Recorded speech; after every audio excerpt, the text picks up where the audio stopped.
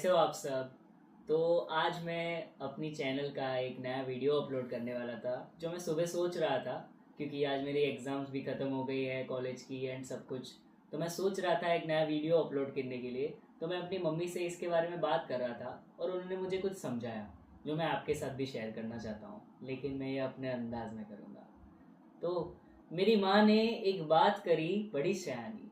मेरी माँ ने एक बात करी बड़ी शयानी, कि अगर तुम्हें शुरू करनी है अपनी नई कहानी, कि अगर तुम्हें शुरू करनी है अपनी नई कहानी, तो ये बात याद रखना पूरी जिंदगानी, कि वक्त बहता जा रहा है जैसे बारिश का पानी।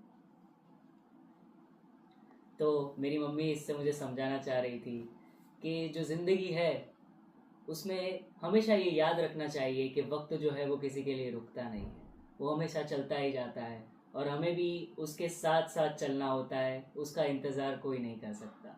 और हमें भी मेहनत करनी चाहिए वक्त के साथ साथ, क्योंकि वो कभी रुकता नहीं है। And do subscribe and like this video. और अगर आपको ये शायरी पसंद आई हो तो प्लीज़ कमेंट करके बताना कि आप इसमें से क्या अलग समझे।